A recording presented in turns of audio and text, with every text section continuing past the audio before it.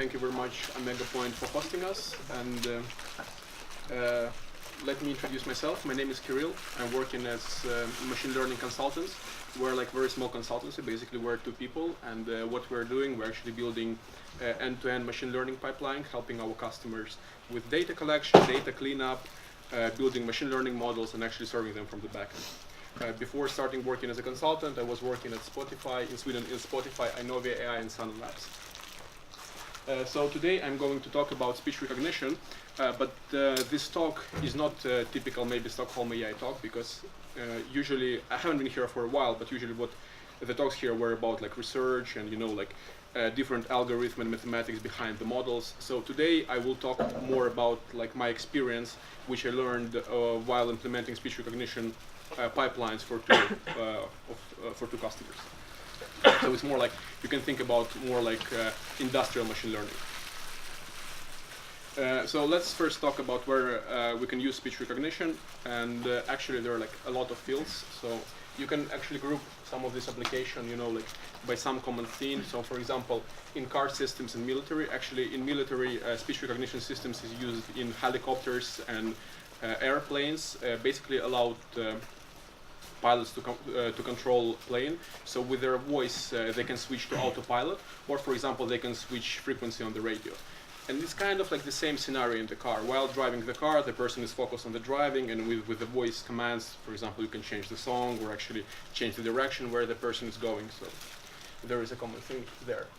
In healthcare, for example, it is used in the way that doctors, they need to dictate the treatment and actually diagnosis of the patient, and later some kind of transcriber needs to listen to it and write it in the text. And for example, how speech recognition can be used here: when transcriber receive audio file, they don't need to transcribe it from scratch, they already have something transcribed, and then maybe can go through and fix small mistakes. So it will help people and maybe scale it even better. In telephony, it's also a very common use case. Now there are a lot of customer service, people are calling, and then maybe owners of the business, they want to get like some insights about how it is going. For example, they want to understand what is the sentiment on the call, or for example, you can run speech recognition and then apply some natural language processing tools on top of it, basically understanding what was the subject and actually why a person was calling, to get some insights of business. Education, for example, person is acquiring the second language, and usually people have accent. So one of the examples of speech recognition there, the person can receive feedback on pronunciation and help to speak in more natural way. Or for example, there are like such exams as TOEFL, where actually you need to talk for examiner and then they grade you. So this thing can be also changed for speech recognition. And last case is, I think, one of the important ones, people with disabilities. So for example, it can be used for people who are deaf, and they can use smartphones to actually listen. Smartphone listens to the person talking, and then these people can read from the screen, and actually they can have like, a normal life that we all have. Or for example, it can be useful for people who has problems with moving their arms, basically, for example, control computer in these cases. A few years ago, Google published this blog post, was basically understanding in which cases people are using their voice search. For me, I can relate myself to three of them. It's basically when like when your hands is kind of like dirty or wet, when you're using in the bathroom, you want to, I don't know, switch song or something if you're listening to something, or while cooking, ask for recipe, while exercising, hands are wet. While watching TV, I'm not sure, and with friends, maybe in the case when you're arguing with someone, and then you can say, okay, we can ask Google now stop, and I talk in front of everyone that, here is my query, and then you see the answer. It's also like, doesn't sum up to 100, because you probably can put a few options of the use cases. And here you can see like, it's another case, it's actually split by teens and adults, also from Google, basically, which main use cases you have to use speech recognition. And if you can see here, it's like, basically in the car, you ask for direction, dictate text, is for doctors, like call someone, is also like maybe you're cooking or doing something. So there are like many applications of it. This is some kind of like mandatory slide about why we're talking about it now, why this didn't happen like 10 years ago. So as you can know, deep learning, it's revolutionized a lot of fields like image processing, natural language processing, and speech recognition is not exception.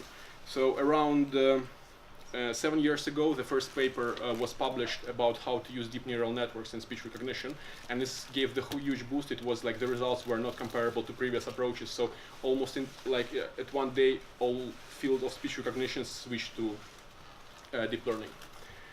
Much more training data. I think 10 years ago there was like a single data set with 40 hours of audio, and now you cannot imagine that you can build any automatic speech recognition system with modern approaches with 40 hours of data. So currently I think we have like 100 more hours of data than we had like 10 years ago, which also boosted speech recognition. Computational resources is obviously now we have GPUs which actually allow us to train models faster, get feedback faster, experiment a lot. And the last one, it's more like speech recognition specific.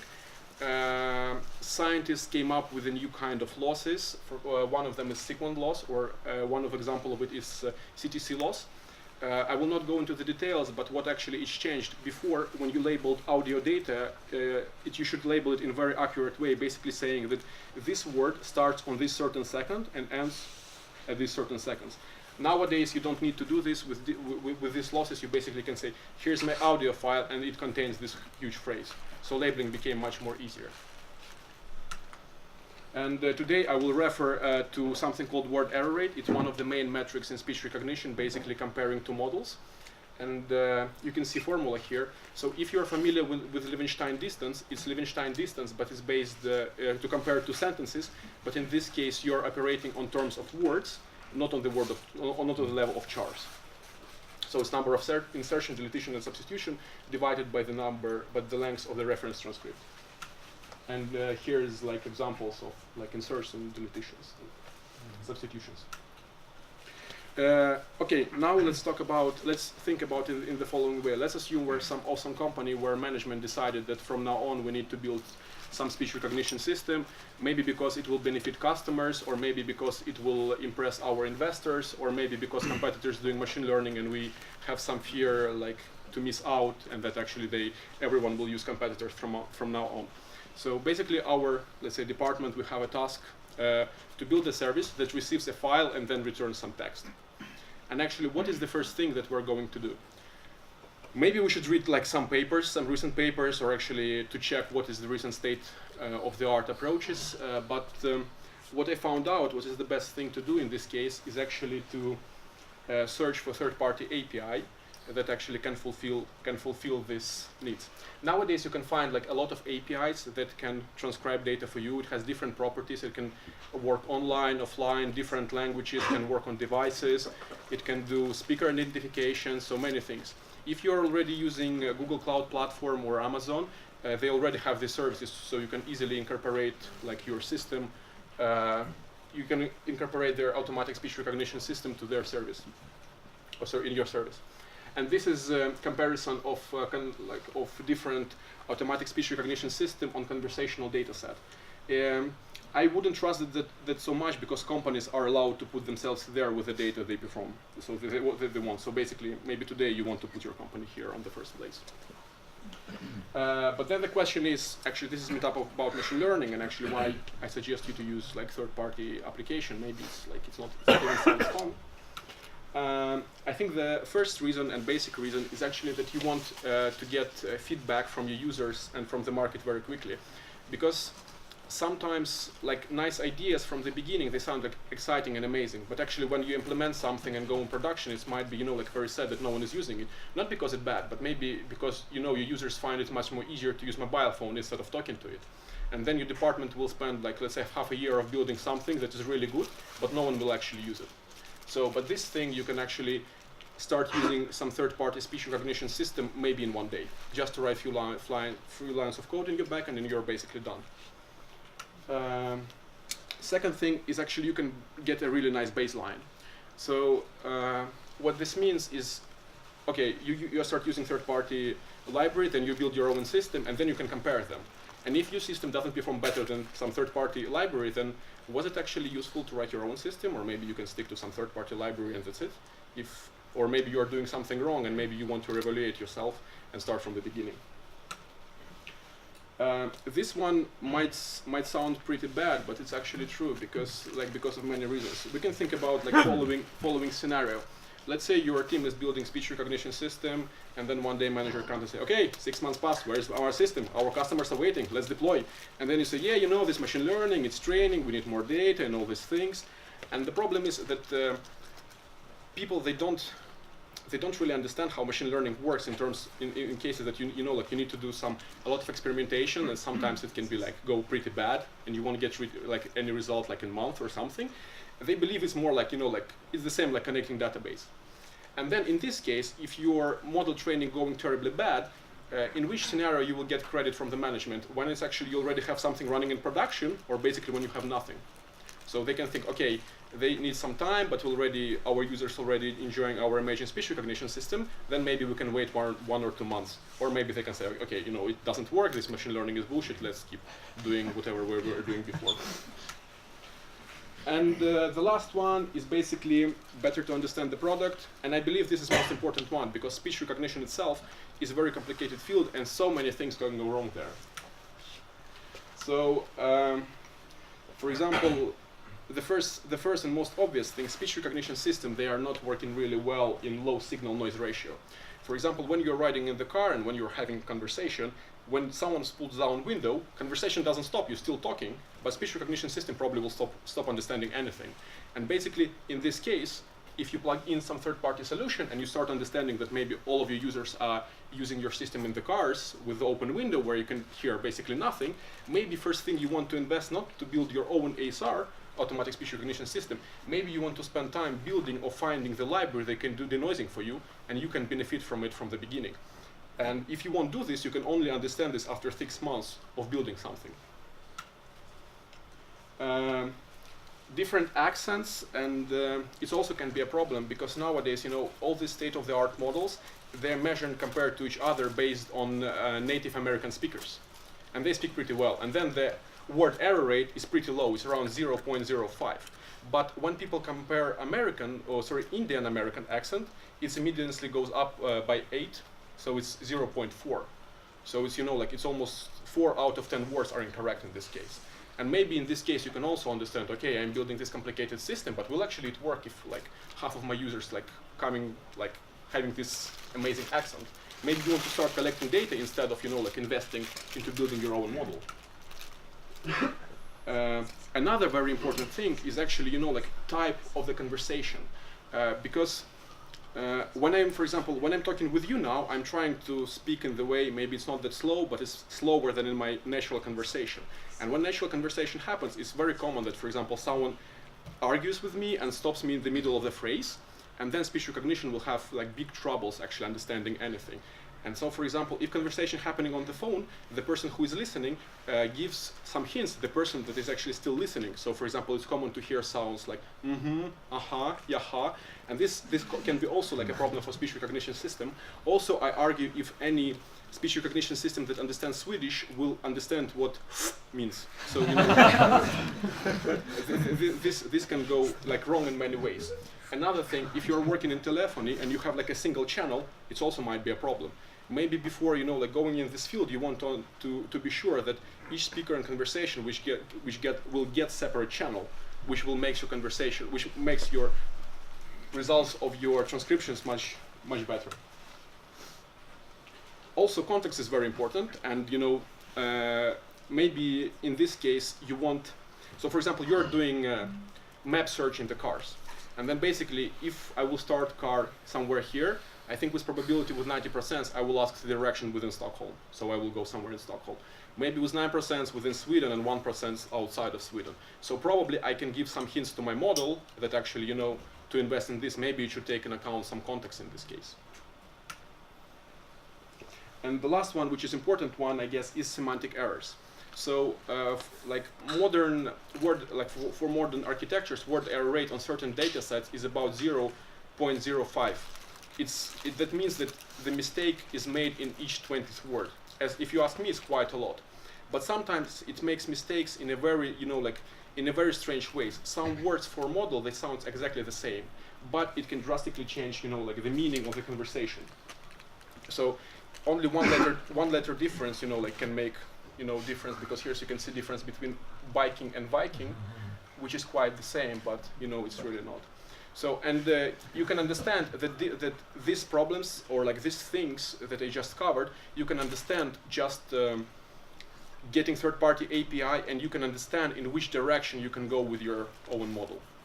So the next step, after you get like third-party API up and running, you can do, you know, like some small tweaks to your whole pipeline, like to have some kind of hybrid approach. One thing that we discussed before, maybe you want to have some kind of audio pre-processing, which will make, you know, denoising for you, and then you can send it to third-party API, and maybe you will get great results. Or, for example, after you're getting results from third-party API, you can have some language model. Maybe you're working in a very specific sector, let's say like medicine, and then you can say, okay, this sentence doesn't make sense if we talk, but it doesn't make sense to me if I work in medicine. And this word is actually, or these two words, they by sound remind me like the name of the disease. So probably I need to rewrite this sentence and get a new one. So, and there on the current ISHKAI conference, there were like papers about this. So, and after we're done all of this, and you know that these third-party APIs, they cost a lot. So maybe we want to change something in our current pipeline. So maybe we can change the speech recognition engine to something that will cost us less, because it's quite, honestly, it's quite expensive to run it. And then maybe it's a little bit early to write something from scratch, so maybe we can use some open source libraries.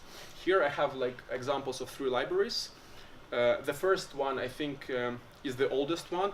You can treat it as kind of a constructor where you can get, you know, like different pieces where you can do like sound pre-processing, where you can build, you know, like some very simple model like head of Markov models, or actually now it have like deep learning frameworks, so you can use this. And the second and the third one models, they're quite modern. They're coming from companies Mozilla and NVIDIA.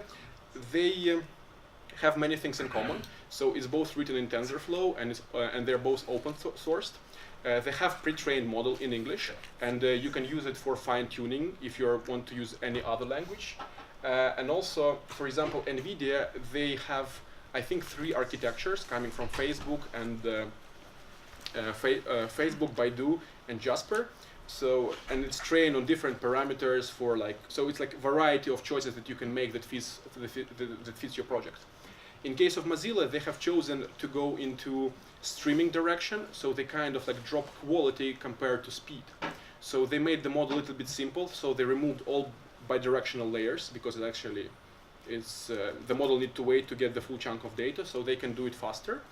But in this case, they, yeah, as I said, drop in the quality.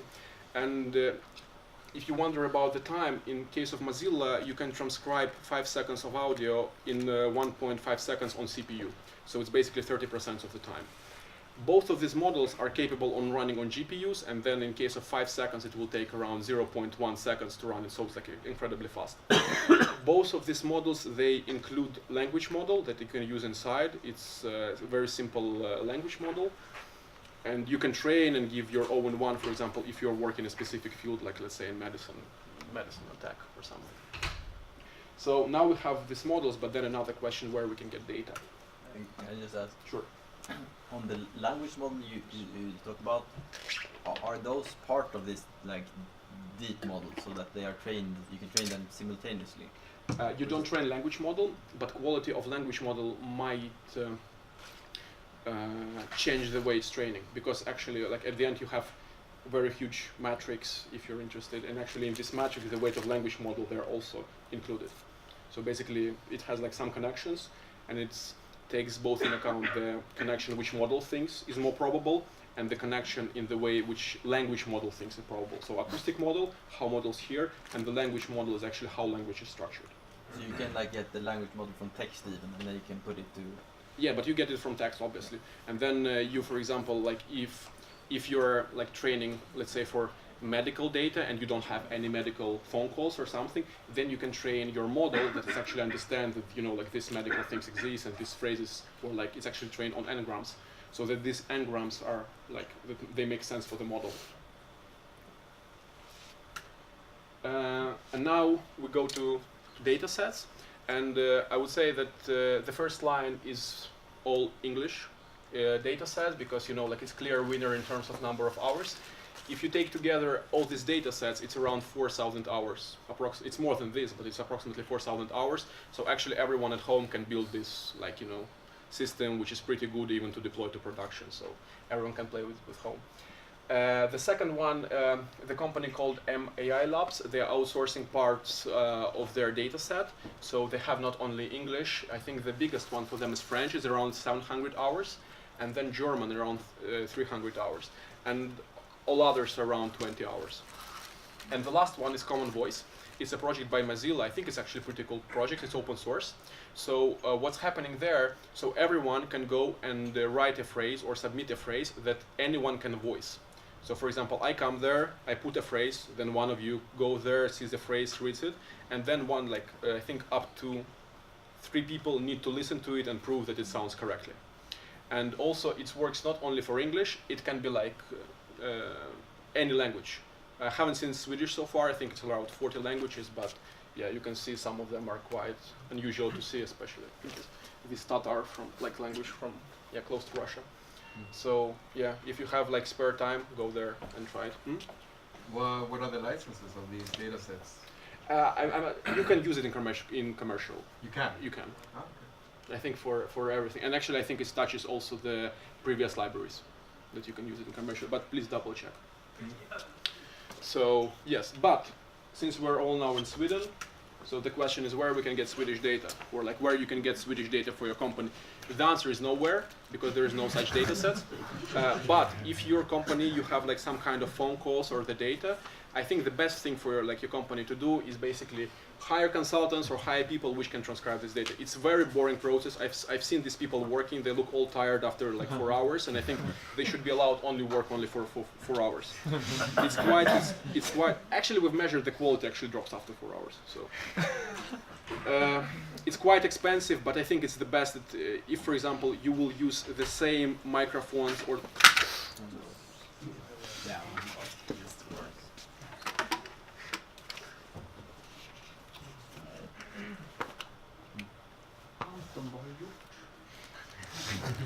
I'm happy it was me. Do you have a note? Yeah. Yes. So I think it's the best for your model if you train on the data. If you want to do inference on the same data or the data that looks like the data that you train on, it's the best scenario for speech recognition system. Also, you can try Amazon Mechanical Turk and Figure 8. It's the services where random, you can ask random people, give them tasks, and pay them not that much money.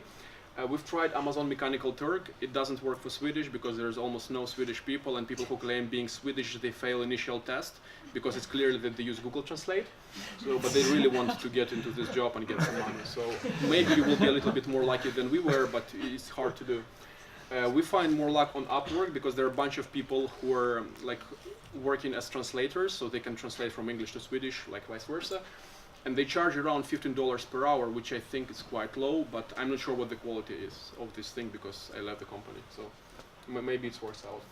The most easiest thing, but I'm not sure how it works in Sweden, find movies with subtitles, because usually subtitles, they're mapped to certain times, so basically you can, okay, this phrase or this sound maps to this text. Audiobooks, also quite common, but the only problem is they don't have mapping from audio to text, so it's kind of, you need to do alignment somehow. It's kind of not solved problem, but there are ways to solve it, because one of the most famous speech data sets was made in the way it was made in automatical way. You have 3 or 4 layers of transcription, and then you get good data set. And the last thing is to actually synthesize the data. What does it mean? There is a company Baidu from China, and they came up with a model called Deep Speech 2, which was state of the art for a really long time. They had 7,000 hours of transcribed data. What they decided to do, they randomly crawled internet for audio files. They crawled around 93,000 hours of data. And then they started doing something called augmentation. So basically they took transcribed file, 90% of it, and maybe add 10% of this random sound. So it's actually more augment, let's say, someone speaking with the sound of the street, where you can hear cars or different things.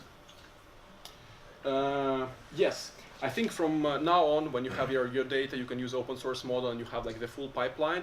The last thing for you as a company to do is actually to build everything from scratch if you want to have the full control. And maybe then, if you do this, you might become one of the companies from this API list, and people start using you because probably it's the only when you're doing this, it's only in the case when you are about to become an API company. Thank you very much. Maybe you have questions.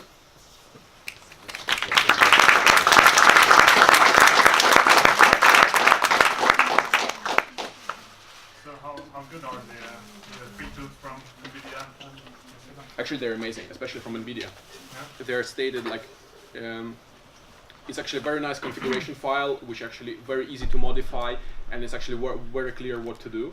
So the only problem with this, I didn't mention this, NVIDIA compared to Mozilla. Mozilla has wrappers for like, it's immediately you can start using from the backend. NVIDIA model, it's pure TensorFlow, but it's not hard, you know, like to use TensorFlow model from checkpoints or convert it to protobuf file and basically say, here's my input, here's my output. But for training wise, I find it's very easy and very intuitive to use. Yeah, so it's you can use that instead of an API right away. You can, but the only problem there is that it's in English. So maybe if you're like want to do Swedish or something else, then basically you can do. But then you can start using it, but then you know like you need to allocate machines for it, and it's like I guess it's simpler in my opinion just to write some code which is doing some like call to others people backend. So you're right, but it depends like how much you want to invest in it. Yeah. I didn't get the last part about synthesized data. So basically you can mix two files. Let's say I have file from like sounds of the street where you know like you can hear like the cars coming, and I can reduce it volume by 10%, and I can get my file like and reduce it volume by 90%, so it will be still, and I can merge them together. So actually it sounds like that, you know, someone speaking on the street. So then the model will treat it, okay, this is much more sounds, it's not less clear, so it's more like augmenting, making for model harder to learn what was said in the audio. So something like this. So you're basically adding some random sounds to the model. So for example, now when I'm talking, there's no other sounds. If I start like clapping, it's a kind of a different thing. The model can be confused. And this is to train the model in yes, different exactly. environments? Yes, exactly. For example, like how it works is maybe more intuitive in image processing. So for example, you can have an image of the cat. If you flip it, it's still an image for the cat, but for the model, it's like it's a different cat because I haven't seen it before. For human beings, there's no difference. It's like just reverted one. Or you can rotate image 45 degrees. For human, still same cat. For model, it's wow, haven't seen it before. Very interesting. But then, just to add to that point, but then it's more pre-processes that not really are collecting data set, or how do you see it?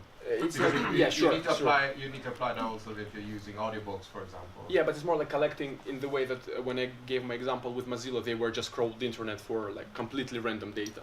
So for example, like they can add even data when someone is speaking in the background with a clear speech, and they want to train their model in the way. So basically, it's quite cool approach. That like you don't care what you will download because it's still like it should perform in a nice way whatever you download.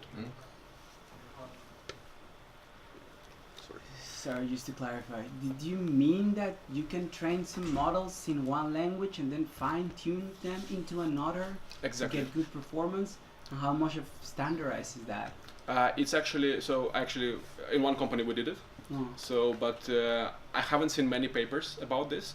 But there's only one paper for like kind of famous guy who writes a lot of papers in this case. So about speech recognition, and what they did, they took English data set, they trained model on certain quality, then they took German data set and trained them with fine tuning and without fine tuning. So I wouldn't say that get like super interesting results. The thing that they got, that the model actually converged much faster. So they needed much less resources in this case. And I haven't read these papers, but this year on NIPS, there were some super crazy papers that people are training this kind of models with almost no data by using embeddings, natural language processing techniques. I'm not an expert for you, but if you're interested, you might search for it. Okay, thank you very much. Yeah, so my question was also on the simplification and adding noise. Have you tried this in some model? I think training it yourself. I think NVIDIA model has it in place. So, but I'm not sure that they're merging some audio files. I think they're just adding noise. They're stretching data. So basically, my answer is no. Would you expect a large increase doing that? In deep speech, 2 papers they claim actually increasing quality. So probably yes.